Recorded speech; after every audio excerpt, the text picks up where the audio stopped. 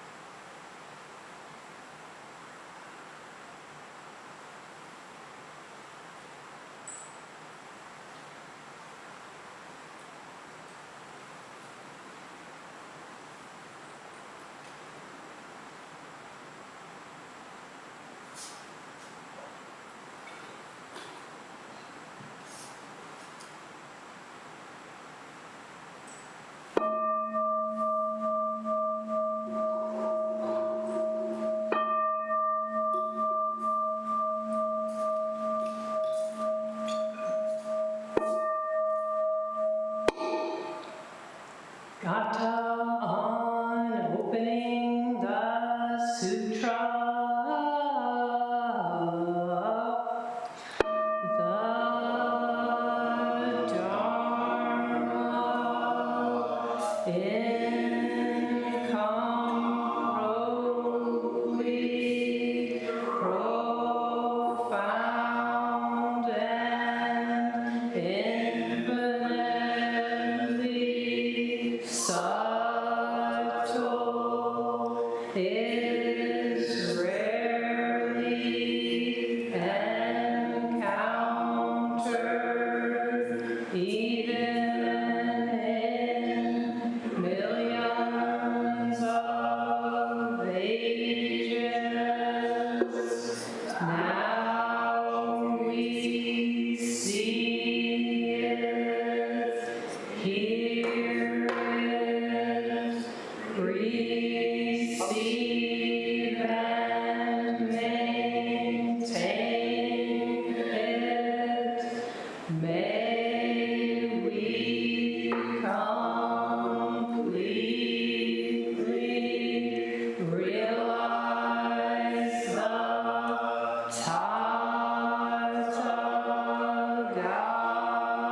Tathagata's true meaning.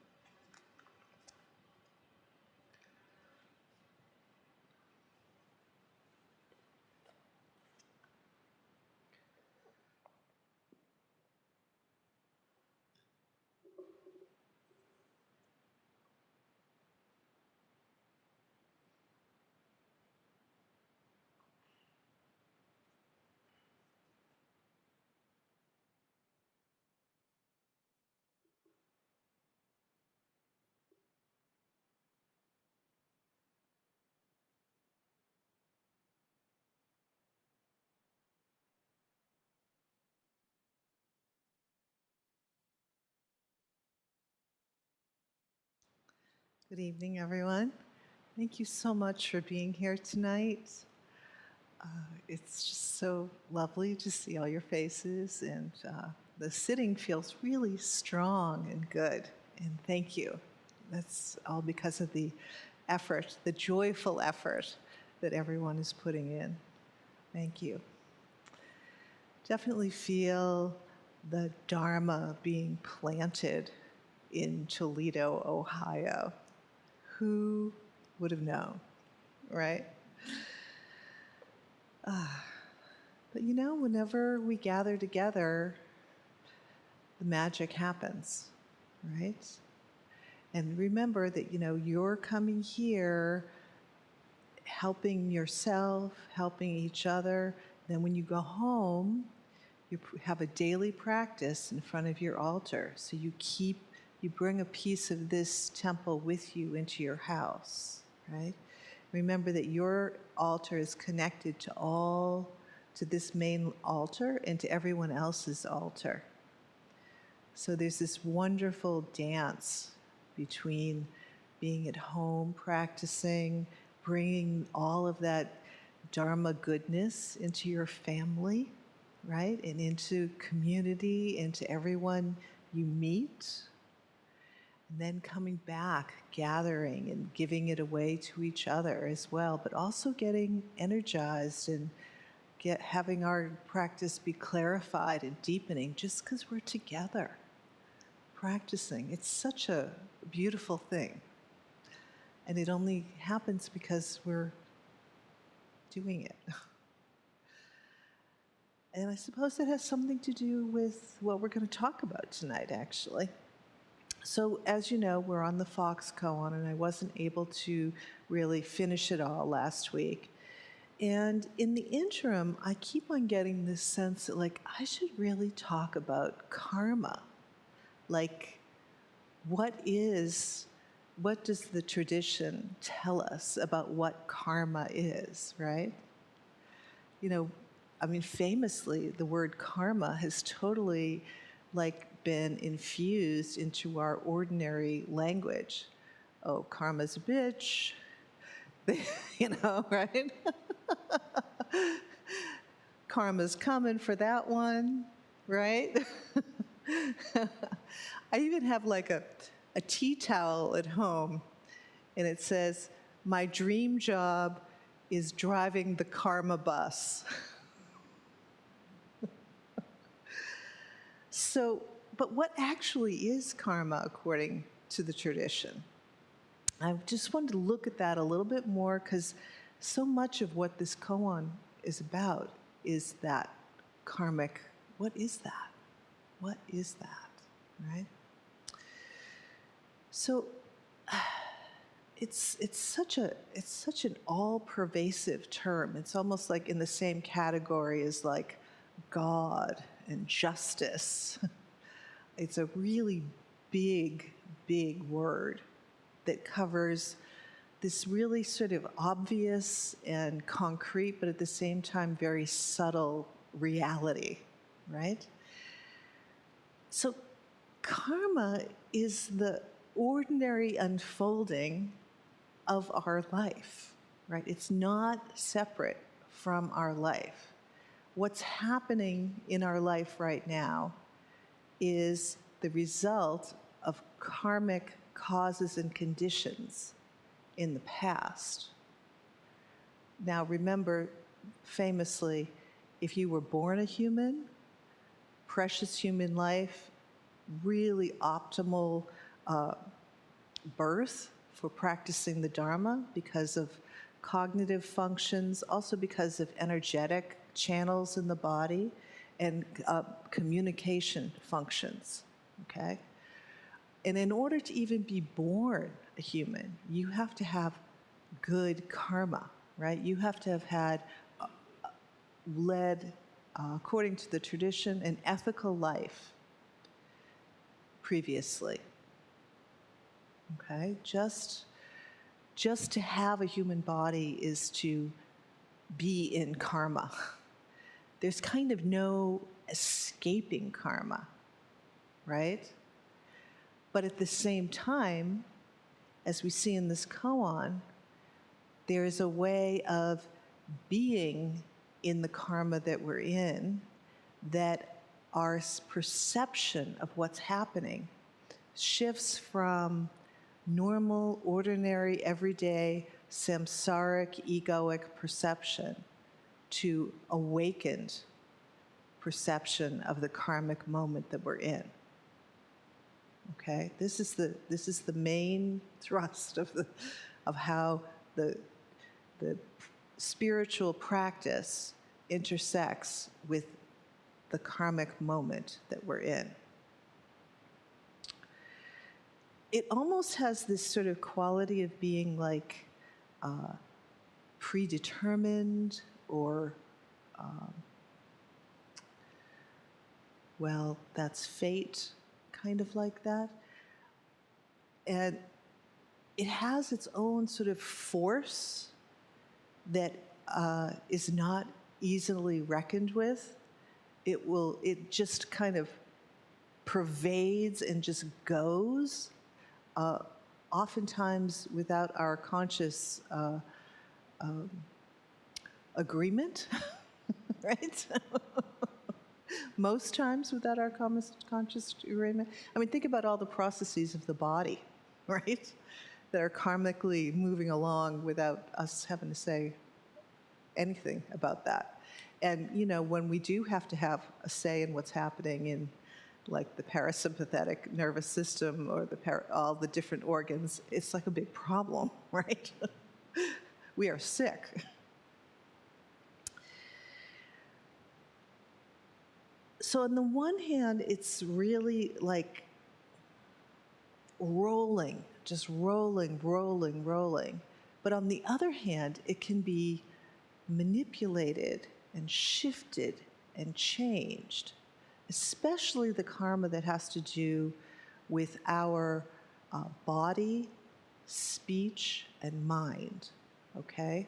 We can use our human life to change our karmic unfolding, our karmic position, okay?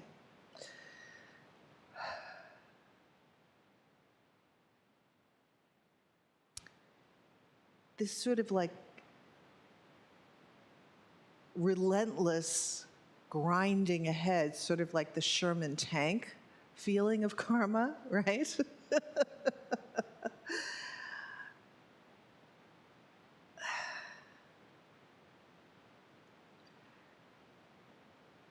Zen especially comes along and says, okay, we're going to downshift you here. We are going to put you in neutral, right? And the best way to put yourself in neutral, to not create any more negative karma, any more difficulty that kind of steamrolls over you, two ways. The first is refuge and precepts and bodhicitta. I don't have time to go into all of that, but you basically know what I'm talking about. And then the second way is to actually sit zazen, right? There are other ways too, but these are the two that I'm going to talk about tonight. So sitting in zazen, you're actually putting yourself in a neutral karmic place, because you're just sitting quietly. You're not doing anything funky or funny with your body, right? Check. Remember, there's 3 doors to karma, right? It comes in through the body, the speech, and the mind, right? Those are the places where karma is created in human beings. So you're sitting, your body's in neutral, right? Speech, you have shut up. You are not creating any more negative karma with your words, right? You're silent. And your mind, right, if you actually follow the instructions that you are given in beginning instruction, you know that you stay with your breath, right? And the mind is going to do what it's going to do, but you're not picking up what's happening in there and playing with it and extending it and fantasizing about it and thinking about different scenarios of how it could work or how it could have worked, or blaming this and that and the other thing. You're actually just staying with your breath, so your mind, in a sense, is in neutral. Okay? You're not trying to aggressively push it down and stop it thinking and feeling and all of that. You're just kind of preferring the breath and allowing yourself to feel a little bit more space in there, right? Just a little bit more ease and grace. And I know your knees hurt, and I know your back hurts, and I know your soul hurts, right? All of the above. Nevertheless, you are sitting as the purity that you are. You are sitting as pure Buddha nature, having this particular karmic experience that you're having, okay? So this is like the training ground of how do I live my life as a human being who is like totally created in the midst of and continuing to create karma as an enlightened being. That is the question, right? How do we do that?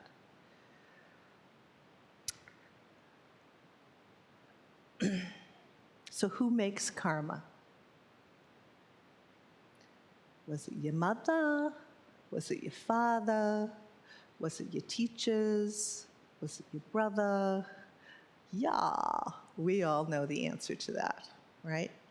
I do, right?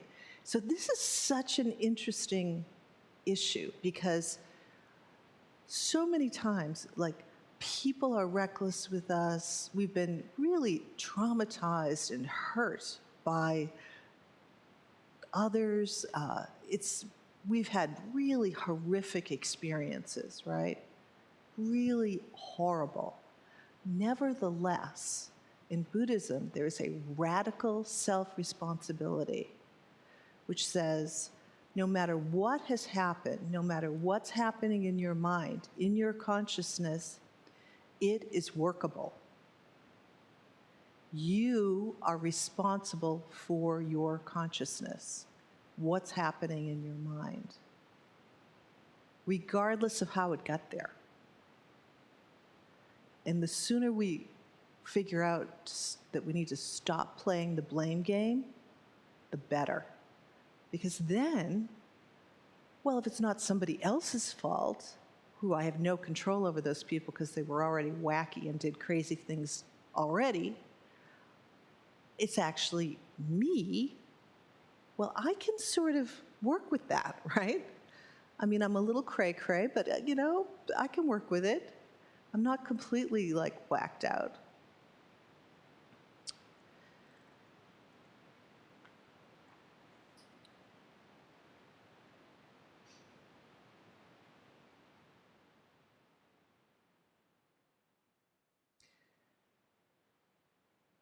So, when you think about karma, try to immediately go to, oh, that's the moment I'm in. That's karma. Karma is also my cat. We named her Karma.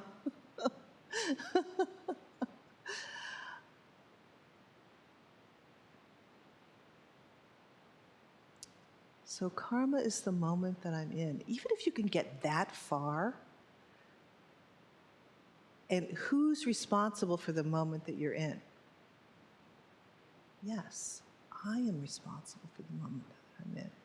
And because I am responsible for the moment that I'm in, I can do something about it.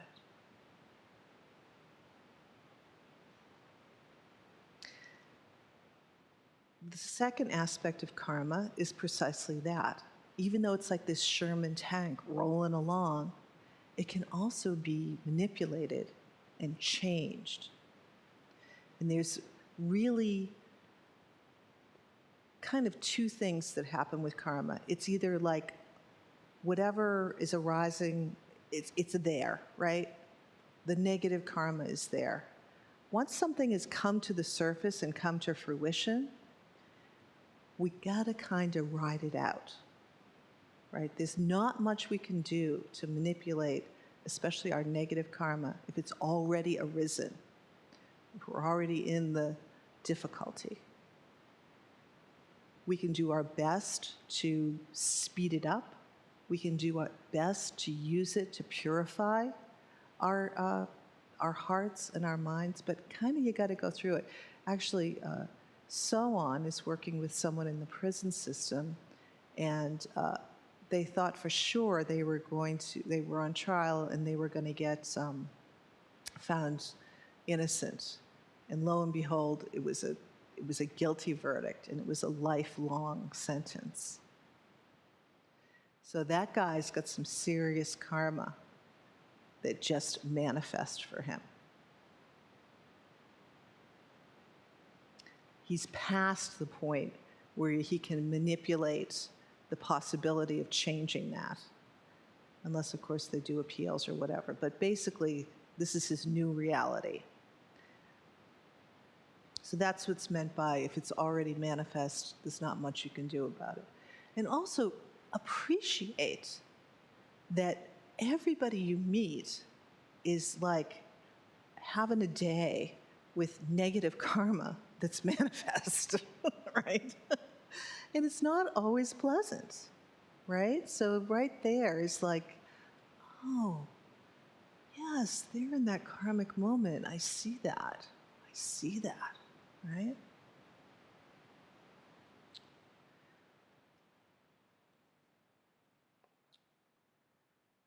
So karma also has two components. It has causes and conditions, right? So if you can have the cause for something, right, to arise, so like if I really want to lose a few pounds and I have the causes to be able to do that, right, because I'm human and bodies respond to reductions of calories, right? So I have the cause for that. But if I don't create the conditions for that, it's not going to happen. That's what is meant by causes and conditions.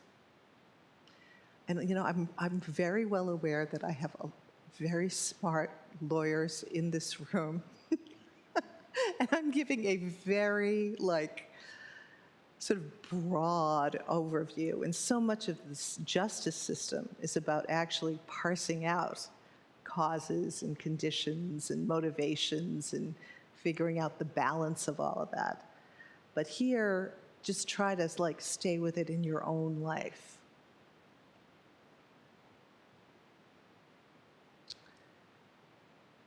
And now conversely, if I don't have the karma for something, I really wish I had $1 million in the bank, right? And even if I have tried to create the conditions for that, it's never worked, right? Because I don't have the actual cause for that to work. So another aspect of karma is that it depends on conditions in order for it to arise, right? The seeds of the past, they need the correct watering and sunshine and soil and whatever. Now, when you're doing Dharma practice, what kind of conditions are you creating? We are creating the conditions for enlightenment. We are creating the conditions for Buddhahood. If you're not doing Dharma practice, your karma is kind of running amok, right? Because there's nothing to cut across the conditions of samsara. So doing Dharma practice is super, super, super important, right? This is the way that you shift your karma.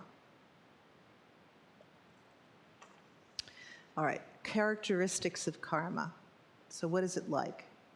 First of all, it's definite, and that means that good actions bring good results, negative actions bring negative results. It never happens that a good action creates a negative result, or a negative action creates a good result. It's always like a 1-to-1 ratio, good to good, negative to negative.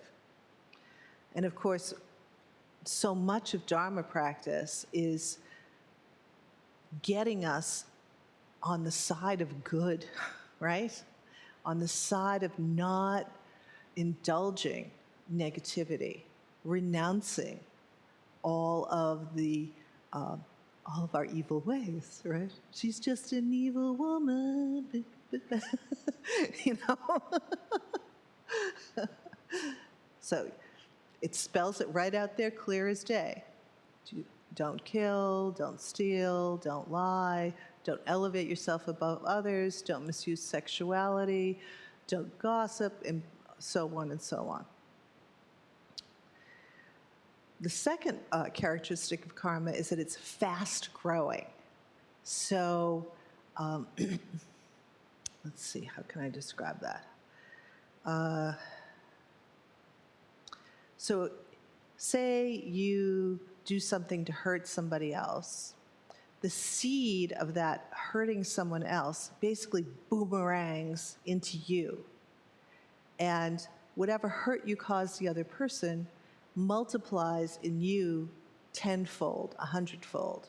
So you really get it, right? I was watching this show about this British spy during the Russian Cold War, and you could see, his name was Guy Burgess, and you could see how like these little tiny like things that he was doing to undermine the British society actually completely boomeranged on him, and he ended up in like this hovel somewhere in Moscow. And he wasn't executed, but he lost everything. He lost his friends, he lost his country, he lost his esteem, he lost his self-esteem, he lost everything. Way more tragic and blown up than just the small little lies and little like bits of information that he was passing along. That's one example of how it just multiplies really fast.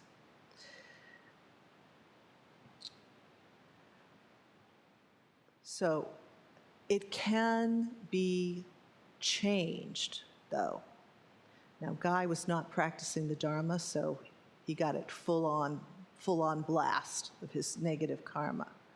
But if he had been practicing the Dharma, he could have said, oh my God, what am I doing?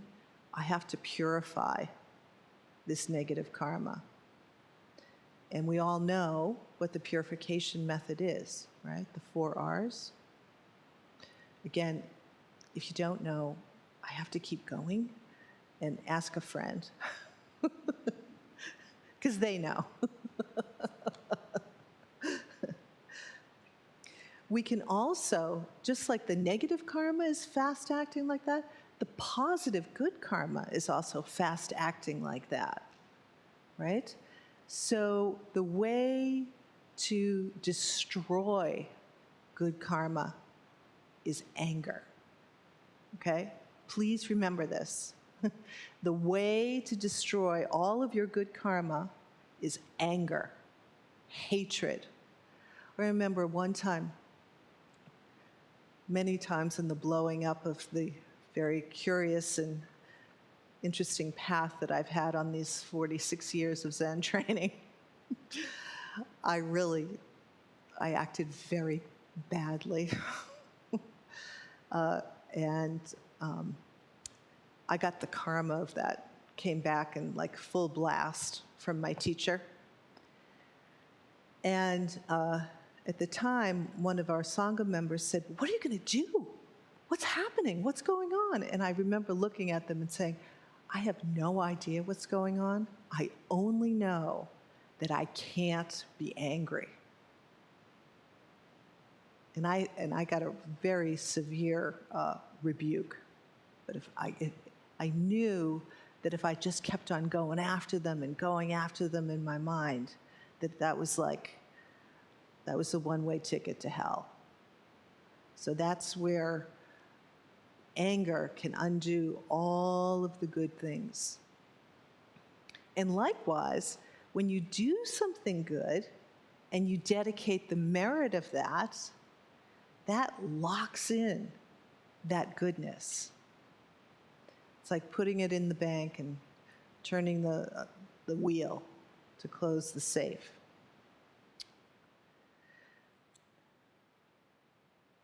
You are bound to create the results, good or bad, that you create, that you unfolded in the past.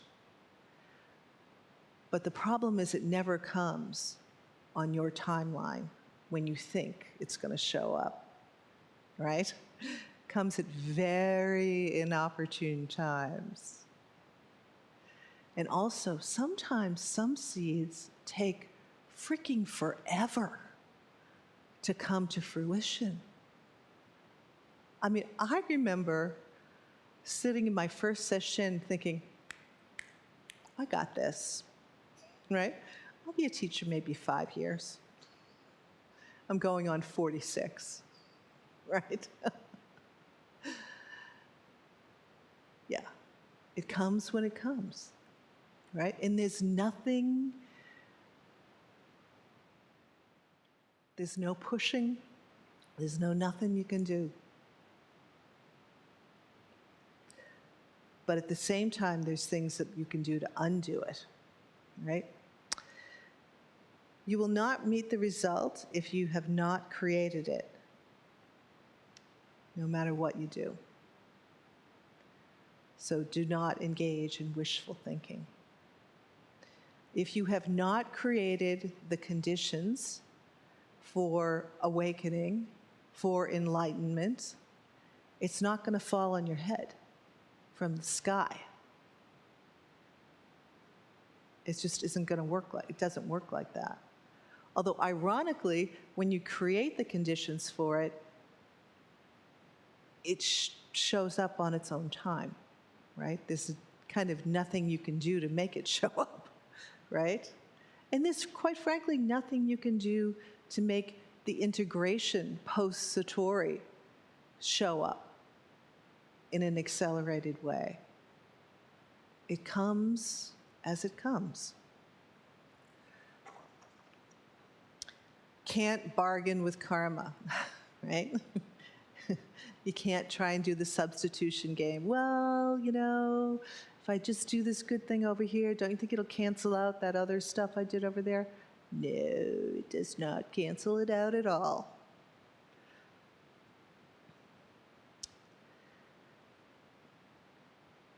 So, the main point is if the karma for something especially bad has not arisen, that is when you can change it. So that is why, notice when we're doing the daily home liturgy, we do that purification. All evil karma ever committed by me since of old, born of my body, mouth, and thought, now I atone for it all, right? Because we're trying to nip that negative karma before it starts to arise. You're ever wondering, why do I have to keep saying that over and over and over again, right? I did that yesterday. Well, a lot has happened between that time, right? And also, you're purifying the karma that you don't even know has happened in the deep, deep past, right? So it's a daily affair, kind of like brushing your teeth. You got to purify your karma. And remember that what we're doing now is shaping the karma of the future. Where the mind is going to continue in the next life is being shaped by what's happening now. Not only that, but our comfort and ease in our life here on the planet is also being shaped by what we're doing right now, I mean, this is really interesting stuff. Think about it. Think about how much power that each one of us has to shape the future of our mental continuum. And each one of us has this incredible banquet of Dharma teachings and opportunity to just, I mean, literally just walk in the door and 50% of it is already there for you, right? You just have to plug yourself in. You don't have to create the conditions for practicing Dharma. They're already here. That's pretty extraordinary, right? All right, I think oh dear, I have gone over and over. So I really want to finish this koan though, so let's just go for it. It'll take me 2 minutes. So where are we? The master had struck the Eno, had the Eno strike the gavel and announced to the monks that there would be a funeral for a deceased monk after the midday meal. The monks wondered, we're all in good health. There's no sick monk in the Nirvana hall. What is this all about? Who's dead? No, none of our friends are dead. We're all here, right? After the meal, the master led the monks to a rock behind the mountain, poked out a dead fox with his staff, and cremated it. And he cremated it because the old man, the old master, who had been the master on that mountain, had asked him to find the fox because he had been returned to his humanity. And he told the master, the fox is dead on the other side of the mountain. Please cremate it as if it were an ordained monk. Right? And you can feel right in that where like he's smack in the reality of like, oh, the karma is what is arising right now. And karma is what was always true. Okay. In the evening, the master ascended the rostrum in the hall and told the monks the whole story. Obaku, who's like a senior monk, the old man failed to give the correct turning words and was made to live as a fox for 500 years, you say. If, however, his answer had been correct each time, what would he have become? Now, this is the perennial question. If only I had done something different, what would have happened, right? And we can spend an awful long, if only I hadn't married that person, if only I hadn't taken that job, if only I hadn't taken that left turn, if only I hadn't fill in the blank. So, and now here's the Zen moment, right? The master said, "Come closer to me and I'll tell you." Obaku then stepped forward to Hakujo, the master, and slapped him. But let's just say it's a love tap for our purposes, okay? The master laughed aloud, clapping his hands, and said, "I thought a foreigner's beard is red, but I see that it is a foreigner with a red beard." So this is actually another example of how the karma and the awakened mind are perfectly aligned, right? And you have to show in the Doksan room how you understand that, right? I think we're going to end here. Thank you for your time.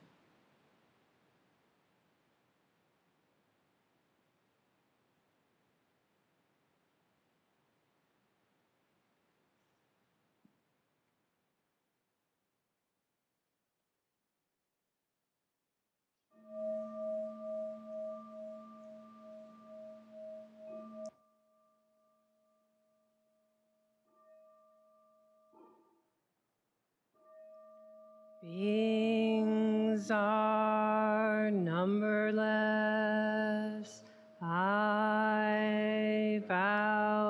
to free them.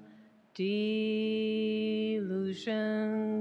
are inexhaustible. I vow to end them. Dharma gates are boundless. I vow to enter them. The Buddha way, unsurpassable. I vow to embody it. Beings are numberless. I vow to free them. Delusions are inexhaustible. I vow to end them. Dharma gates are boundless. I vow to enter them. The Buddha way, unsurpassable. I vow to embody it. Beings are numberless. I vow to free them. Delusions are inexhaustible. I vow end them. Dharma gates are boundless. I vow to enter them. The Buddha way, unsurpassable.